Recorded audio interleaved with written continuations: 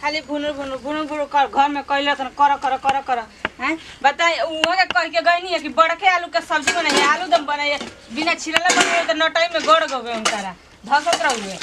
अलग अलग फरमाइश दू जना बना देते एक जना के अलगे बना के दी एक जना के अलगे बना के दी कानी के बना हम लोग के खिलाई हम तो समझ में दिन भर खाने आदमी बनाते तोरी घर टल कानी के करी आ नहीं करत न त कहत जे खाई ना एगो त हमई बानी इन लोग के बिन लोग के छोटी छोटी आलू के बाबूजी कहते कि छोटकी आलू के वहां कहते कि बड़के आलू के बना के दे आलूवा छिलनिया तो कर करे जा फट गल का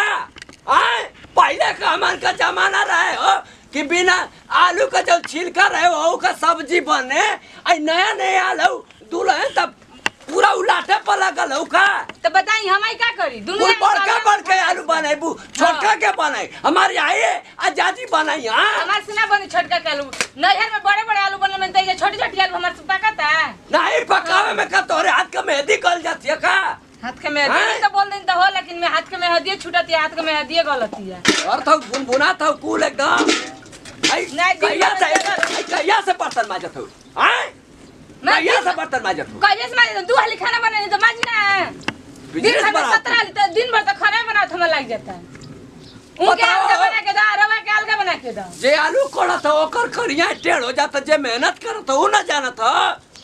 खाली तू पतो है रानी खाली उड़ल जाना तो जे यानी उड़ के कोड़बू पानी पटाइबू ना त ये तोरा नानी याद आ जाई तो उहे ना जी में काम बा घरवा के कमा बाहरवा के कमा दोनों बराबर होला खाली आदमी के लौकेला ना घर में जे करे लौके ना बुझाला कि घर में केतना तोरी मतीन मेहंदी लगाव कर हत ना तो कोड़वा मेहंदी लगा के सूझ जाती खैला बिना उलट जाती मर जाती तो सूती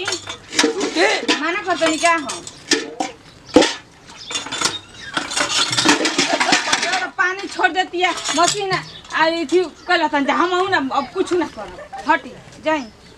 हटिए जैसे बताना बेटा दी के बनाई हैं के करी हो आज हैं का बाबूजी हमेशा हमरा पर खिसियत रहनी हमेशा के चार लाठी लागे जाइए बहिने तोर पतो है ना हम पीटला चाहिला तमाऊ घर के काम में कहू ना करब सुन ली ना करबी हां ना करब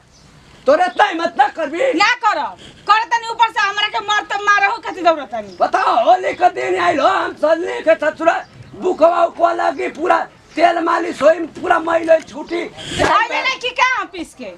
मंगनी है एको बार मंगनी है अरे मुर चढ़ते रहिया तोरे जीभ में आग लग जाए फुका जोरे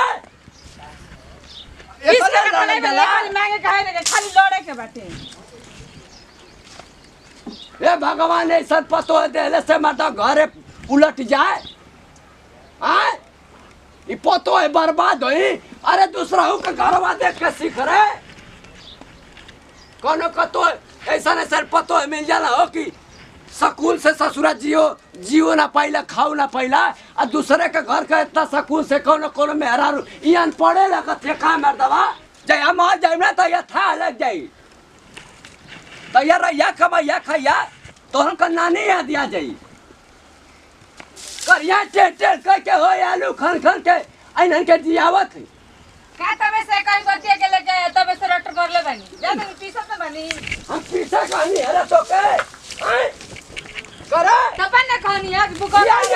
फिर लवली लगाओ था तू है लवली उहे रखी उहे कुल रखी फिर लवली लगाओ था तू पहले का बुजुर्ग पहले का पता है बाऊ बुकवा लगा के पूरा माई छोड़ाओ तो आए फिर लवली लगाओ तो दादा हो लगा के फिर लवली लगावे मौगा सार के ओके मिस बताओ अपने आदमी के जब ना मिसी तो कहां हमार सेवा कर भी रहे हैं चिल्ला तनी कपड़ा पर जाई ना दुआरे कपड़ा पर चढ़ जाए पहले कपड़ा पर तुरंत अब आई जानबे ना कलू के हम कौन खानदान कहीं जाना तनी कौन खानदान करवा हम आई लोग आई बना दिए जगो आदमी है तक बांध उनके बाटा मटब लगा के कपड़ा रेडी कैले रहिए हमरा से ना होई कह दे मुंहे के आके बांध ना होई ना बुको हम पीस देते हां तो कौन ने छेद का जन्म है रे माई से पूछे हां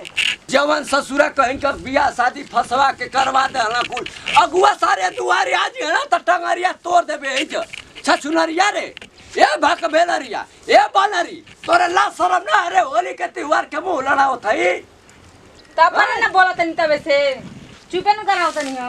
हम आवत है जल्दी पीस के रख आ पूरा माल एकदम मैल छोड़ाओ बांध के में देवे के बाद उनका धन में अब हो के लगा होगा के बुकुआ पूरा मैल छोड़ा दिया बढ़िया से, नहीं तो सारे यहाँ तो वो क्रीम पाउडर तो लेके लगिया मी से ठीक बना न तो हमरो के लगियन मारे लगिया दिन रात क्रीम में पाउडर और लिपस्टिकिया में रह जा लोग। हां तो पिसा गइल बेटे कहां चल दे पिसा के बस सुता के पीस दामौ के पिसा के तो बड़ी मेहरबानी करत हूं हैं जवान ससुरा कहीं तिलक बार अच्छा में नाश कर डाला कुल हो। मामूली दहेज मिलत रहे तो टाइम में मुंह बाके ना बकर रहे कि हां ना बियाह करब हां तोर माई आजा पूरा भर देले घरवा ने खन भर देले ये सब तन बनी न तो एकरा के ना बोले में बिख मत कर बहनी ना तो लाठी दे चित्ते मार के गोजिया से गोजन चिल्ला नटाई फारत बोलनी कि पिसा गइल आके विधि करवा तो वो खातिर 10 घंटा इंतजार खोज उनके तो ई कानी कहाँ चल गनी नौ कनु तनको बुझाला ना अपना मन कि रह इसी कर ये छाए पड़ गनी तो घाम बाटे बाबूजी कान कहाँ चल गन मन तो कर देनो कि सही में नहीं खन त न तो खूब भट पेट घर याली लेकिन का करी हमहु मजबूरे बनी अब कान कहाँ बाबूजी दिमाग खराब करके रखल बनी कान कहाँ गोइल एकदम इहो के नहीं खिलो कती कहाँ गोइल बनी कहाँ नहीं छी गोइल नौ के समय का गरई मछली ने छपिटात रे आ गई तो बैठी जा का बची रे बैठी जा का हेनियाई हां आई बा का तोर माई कहां से कुछ एथी बनाव ना के हां पहुरन वेल बा हम कहनी की है दी गोड़वा हेनिया करी मारब तार का दुए तबड़ा के भोट ने गिर जीवो अभी हमर में जहां छुएलियो एलु त अब हमारे के रवा लगल ना एक खचिया के सुना के गनी बाबूजी हैं कहनी के मैं मिसस के मैं लेल छोड़ा दे खूब बढ़िया से मैं बॉडी लोशन लगेले बने है कुल तोरा लोग तेरे में खराब हो जाई कोनो क्रीम आसपास से लगाओ गरम क्रीम ठीक बना दी बाबूजी हमरा के लागब गरियावे मार दे चपालवा से देखिला बे धड़ाक से ना जहां भट हम जाई अरे ये सुनी बाबूजी बाबूजी में ते मत पर कर ठीक बना तो बुढ़ा गइल ना ना सिस्टम चलल बाबे का बुझाइए हम कहानी हम करे कि हम ना लगाई ना लगा चिकर मत चिकर ना मार दम पड़ाका से भाग से देवरिया में सट जीबे ही बार जहां मेरा दिमाग में चले बोलत रहे बाबूजी हमरे के बोल के गए ना बाबूजी हे कटोरा को हटाओ है जैसे अरे फाट ठीक करे बाबूजी देखी ना रो लगाओ कह के गने देखी हमरे के 10 मारे होता ना नहीं कर लगाओ दामू ना लगाई जाई हां सुना सारे सुना ये सुना दादा बोला करा सारे कहे का कैसा रोका थई ना ओ करी ना दौड़ मारे होता चप्पल उठाओ होता ना दौड़ तो कहता सही है का कुछ हुआ था लड़वा से क्या हमारे का मत बोलो कर बताते नहीं पहले ठीक बना इले कहे तू फालतू लगावती मैं लगल में इतना महंगा क्रीम खराब हो जी तब तो के त मान का तो सही का तो चमड़वा उका तो मैंने कहा कि कोई हां क्या रे तो मिस दिया बैठा के मिस दे हमर के चप्पल उठाओ तो मारे लगा दे मुंह हम पोत दे उनका टंगा पहले के ससुरा कहीं का नियम ना रे काठी के नियम है एक दिन पहले से बुकुआ से पूरा मलाला कौन नियम ना बाबूजी नया फैशन चल बा ठीक बनू तू जा हई ले ला बनवा ला मिसरा ला आजा हम आराम से पी खा के एकदम रात्रि में जाएंगे नहीं नहीं मिस दी फिर छू दे रही छुआ दे ले मैं हमार खराब होता मैं क्रीम लगो बाबू जब हमारा करवा मत बोलो ठीक है अपन दोस्त हटा देनी ठीक बा पीस लिया मां जरा हे करे मत देना हे करे देना देखी बाबू फाड़ देबे सुपास बाबूजी बताते हैं पहले फाड़ देबे ला लपेट उनका के लपेट के जो मैं जियान होता दे बाबूजी ठीक बना बाबू जब रोवे बतिया हम ना कुछ कब हम तुझे बोल फाड़ देबे तो बेटा घरवा में चढ़ जेबे का आए बोला के समझाई है लगाई है नहीं बेरे बता पहले का जमाना रहे कि एक दिन पहले से तेल मालिश अब उकवा होके पूरा माइल घट गेल बाबूजी का घट गेल का घट गेल बोलो का चाहतर के यही बार मन पीक उलट जी 4 दिन पहले ही से हम पीका उलट जीबे यही तर कुछ संहते में बोला तंस के लालका लेल बनी बड़का रोम लेल बनी खमाले बिल्कुल पगल ले रहता हम जाइए तू बाचर बोले ले रे तो बेटा कर भाई बोले तनी बात खुदे भेजलबे एक बोतल कहलबे तनी बाबूजी के पिया दे मरो तनी पी ले खुदे भेजलबे पूछे धैले भी बक्सा में कि ना करे क्रिया खा के बोल ना हमर के नहीं खे धैले बोल ना हम धैल मन गिरवा धैल बन जी देखा हमर के लगावतिया कहत बे निकाल गलिया के देखाई बक्सा में से। हमार कौन काम बा केहू अपने चाही के हमर मर्द पिया पिया करो के पिया ये करो को। एक काम करना हां दोनों ठौरा लड़ाई बाबू जाई ना लगी अब पिया कुर्रा तब है ना लगी कहतन तो लगा दे बाबूजी के लगा दे लगा हम बताओ हो पहले के जमाना रहे हां कि है का तेल मालिशों के बुकवा लगे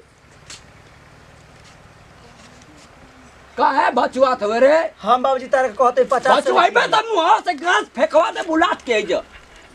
मरले बड़ा भी दिमाग इतर खराब बा ते बार पियो तो कंफर्म बा के पियो बेटन के डाला मन दिमाग बताओ पहले का जमाना रहे ससुरा की तेल मालिशों के बुकवा जाए मैं पनौती भग जाए आय इकुल पनौती बने होल का ओ सरसों से पनौती भाग जाई क्रीमा बॉडी लोशन फेरल से पनौती ना भागी कहानी की ध्यान से चुप रह सुनो हमरा ढेर जानते तब का हां बाबू जी नानी कह के रहुआ हमार बाप होवे पहले से हमसे तू पैदा हुए रे सारे अरे इतवा सुन आओ उखा ले सात सौ जुल्फिया खट देने उसका होते तो फोड़ दे भुना में बतावा हो ससुरा 4 गो फेर लवली लगाओ तो सारी तई में पहले तो जाई उसका ही ना हां हेलो देख ए बाबूजी पगला गला ना वो बोतलवा रे देला बहिनू तो वह एकर से बोलत तो कहती कि ना ई रखल में तू रखल पगलाइल बाटी हां देख आए भाई पगला गनी ए सर पकड़ा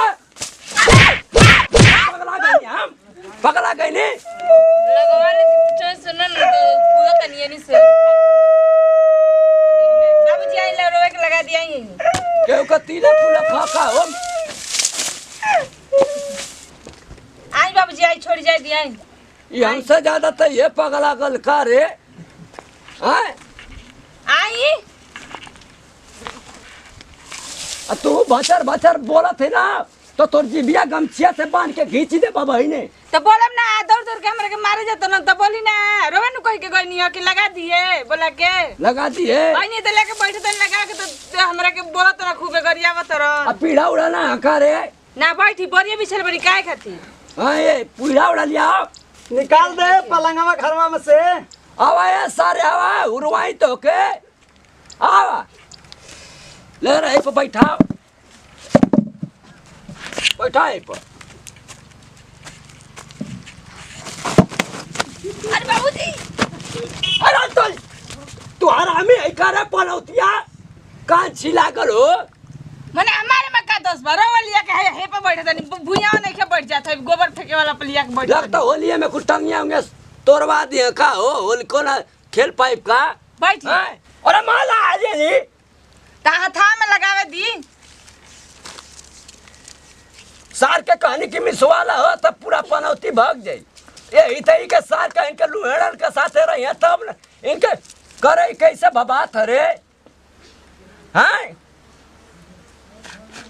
आ रे बप्पा कारल रे आय मरचा पिसलिए का रे ना बाबूजी सुबेरा के मसाला पे पिसले रहनिया आ ई मलिया रे पानिया लिए ने मल के छोड़ा दिया ही निया अरे भबात अरे अरे कहां गोनी जी सुना तनी अरे का भई बाबूजी के देखिए क्या बाबूजी, क्या हो गई? पूरे लगे अरे लिया ना ससुराई लगता ओए अब रे अरे सिलौटिया पे में मरचा पिसल लिए उहे रगड़ देली बुझाता के हमारा तो हरामी हमारा तो उहे बुझाता है अरे लिया रे भबात अरे मेरा संगे से पोछरा संगे से अरे बेला डलो रे अरे अब हेलिया भैया टंगरिया हो हेलिया दौड़ा जल्दी मल्ले अरे अब बाग झूठ का ना तो भवाते नहीं खे हो गइलू बाबा आता नहीं के अरे ससुराई लिया रे कुछ कर अरे नहीं पानिया जी टंगरिया काटे के पर्ची खा रे अरे लिए जी ले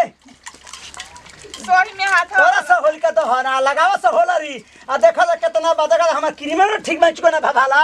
जा फेंक दे रजैया अरे लिया बाबूजी रे जल्दी हे जा बाबूजी हे जा बैठा अरे के अरे बैठो अरे तो ला सलामी ना रे बैठो अरे तो रुजा जा अरे के बैठ जा तो खानदान मर जा अरे बाबूजी छोड़ ना अरे हे जा क्या करिया तन बाबू अरे, हे मरचा से तू पानी से धो लगे लिया रे मरचा ले मार दे जा अरे बाबूजी हे जा बैठा सही करी पहले बैठा जा अरे पूरा भर दे ये पसीना बैठा हां दर निकाल टंगरी निकाल मर बाप आ हमार बाप अरे मारा जल्दी ई करे आराम सार कहीं का धोवा हटावा ते भागा यहाँ से कमो करा मारतो बरो करो मैं है कर दे फाड़ दे हेबे तर के हमरे का ले जा हो ले जा अपन हटा हाँ, खाली हमरे के बोलत रह हां बोलत नहीं तारा के तू पानी से धौनिया सिलाट तले कैसे मरचा पे भभाए लगलो हल्का हल्का भभाता पूरा गांव जनवा देन कि माने मरचा वाला पीस के छाप दिहल सी हां बुझाता कि हमारा बुझाइबे ना करला दू आलू धोवनी असिल के पूरा गांव के आदमी बिटरा के देखत न कि हां माने पूरा पतो ये बेरा इथि क देल मिस देलस बुका लगा के मरचे पीस के ये कुल तो रह गेल बा जनवा तन जा घर दुआर पूरा प्रणाम करते हैं बेगोर छुओ बोलत हमरो लगा छोटका लड़का छोटा वे खेसाई टू खास खबरों का हमारा खेसाई टू डिजिटल वर्ल्ड और नेहा म्यूजिकल के सब्सक्राइब नहीं तो सब्सक्राइब करी बेल आइकन बटन दबाई जितना प्यार दुलार आशीर्वाद देवे को कमेंट में दी आ यही तरह भी हमने टीम पे और हमारा पे यही तरह आशीर्वाद प्यार दुलार बने रखम देखिए हमने संदेश उद्देश्य वीडियो बनावे के बाद हमने के अपन पीढ़ी अपन पूर्वज के रीति रिवाज भूला जाता नहीं जा तो हमने के ई ना होखे कि ना ही हमने क्रीम पाउडर में ही उतंग रह जाओ ना भैया यही से कुल बीमारी फैलती है तो हम ये कहम कि जो रीति रिवाज बा ओकरा के पूरा करते हुए संस्कार के पूरा करते हुए मैंने हमने के ई देखे के बाकी ना हमने के बाबूजी है कलन हो कलन तो उ जो जौन त्यौहार के सिस्टम बा ओकरा के हमने के जारी रखे के बा ऐसे के बहुत ही खुशी के दिन बा हमने के होली में बहुत धूमधाम से मनाएंगे जितना दुश्मनी रहला खत्म हो जाए एक दूसरे के अबीर लगा के रंग लगा के तो भैया हम तो यह चाहब कि ज़्यादा हम कुछ बोल रहे हम तो यही से दी जब विदाई मगर फिर एक बार को हम ज़्यादा से भी गलती भूल हमने के आर्टिस्ट से तो माफ़ी चाहते हैं जहाँ हाथ गोड़ पाँव जोड़ के भैया तो यही से दी जब विदाई फिर अगले वीडियो मिल जाए जय जवान जय किसान भोजपुरी में देश किसान कोना कोना पहुँचा तन की भोजपुरी पचा हैप्पी होली भाई।